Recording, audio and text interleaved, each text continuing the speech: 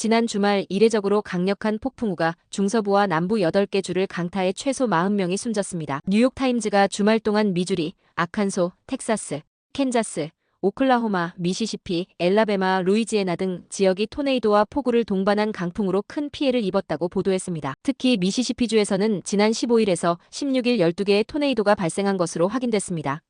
엘라베마주에서는 52개 카운티에서 폭풍우 피해가 발생했으며 3명이 사망했다고 당국은 밝혔습니다. 패스트패션 소매업체 포에버 21의 미국 운영사가 법원에 파산 보호를 신청했다고 월스트리트 저널이 오늘 보도했습니다. 포에버 21 최고 재무책임자는 모든 옵션을 평가했지만 최소 기준 면제를 활용해 저가 공세를 펼치는 외국 패스트패션 업체들과의 경쟁으로 인해 지속 가능한 길을 찾지 못했다고 말했습니다. 또 비용 상승과 경제적 어려움이 고객 수요에 영향을 미쳤다고 덧붙였습니다. 포에버 21은 한인 장도원, 장진숙 씨가 1980년대 한국에서 캘리포니아주로 이주한 뒤 설립한 업체로 한때 미국에서만 500여 개 매장, 전 세계에 최소 800개 매장을 운영했으나 자금난에 봉착해 2019년에도 법원에 파산 보호를 신청한 바 있습니다. 도널드 트럼프 행정부가 연방대법원의 출생시민권 자동 부여 폐지, 행정명령 시행을 미 전역에서 금지한 가처분 명령 해제를 긴급 요청했습니다. 출생시민권 폐지를 둘러싼 법적 다툼이 결국 연방대법원에서 이뤄질 전망입니다. 트럼프 행정부는 출생시민권 자동 부여 폐지 행정명령이 시행될 수 있도록 대법원의 하급심의 가처분 명령 해제를 지난 13일 긴급 요청했습니다. 구체적으로는 시행금지 가처분 명령의 효력 범위를 미 전역이 아닌 결정을 내린 1심 법원이 관할하는 지역으로 축소해달라는 요구했습니다. 트럼프 행정부의 긴급 요청은 현재 미국 전체를 대상으로 내려진 시행금지 가처분 명령의 적용 범위를 1심 법원이 관할하는 지역 내로 축소해야 한다는 것이 골자입니다. 동부 코네티킷주의 30대 남성이 20년 넘게 의붓 엄마에게 감금당했다가 고의로 집에 불을 질러 가까스로 탈출했습니다.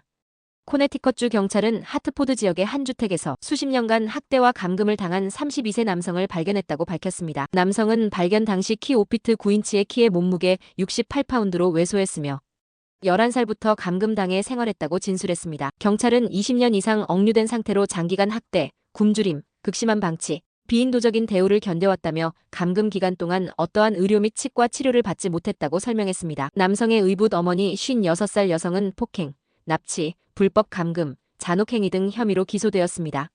미국 소매 판매가 지난달 시장 예상을 하회한 것으로 나타났습니다. 예상 밖으로 급감한 지난 1월 수치는 더욱 하향 조정됐습니다. 미 경제의 3분의 1을 지탱하는 소비가 냉각 조짐을 보이면서 경기 둔화 우려가 지속될 전망입니다. 웰스파고 투자연구소 전문가는 2월 소매 판매 보고서는 경기 침체가 다가온다는 신호라기보다는 제한적이고 완만한 경기 둔화의 증거를 제공한다고 분석했습니다. 전문가들은 트럼프 대통령의 무차별적인 관세 인상 정책으로 스태그플레이션 경계감이 짙어지는 가운데 소비까지 기대를 밑돌면서 향후 경기가 빠르게 하강 국면으로 진입할 수 있다고 우려했습니다. 한국 뉴스입니다. 헌법재판소가 한국 시간 17일에도 윤석열 대통령 탄핵 심판 선고일을 공지하지 않았습니다. 헌법재판관들은 8명 전원이 참석한 평일을 오늘도 이어갈 예정입니다. 역대 대통령 탄핵 심판 사건 가운데 가장 오래 걸린 재판으로 기록되면서 선고가 이번 주는 넘기지 않을 거라는 관측이 지배적입니다. 노무현, 박근혜 두 전직 대통령 탄핵 심판 전례를 비춰보면 금요일 오전 가능성이 유력하게 거론되고 있습니다. 12.3 비상계엄 2인자 김용현 전 국방장관의 내란죄 형사재판이 시작됐습니다. 이른바 햄버거집 회동으로 계엄을 미리 기획한 혐의를 받는 노상원 전 정보사령관과 김용군 예비역 대령의 첫 정식 재판이 시작됐습니다. 검찰은 이들에 대해 비상계엄을 모의하고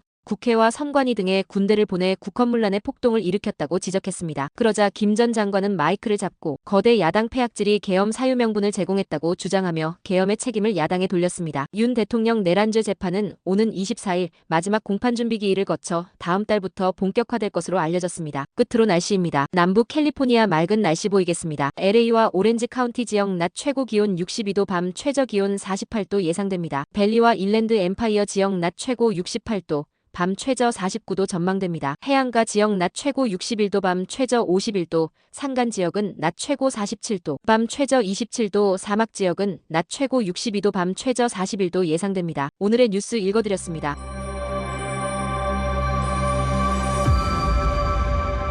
고맙습니다.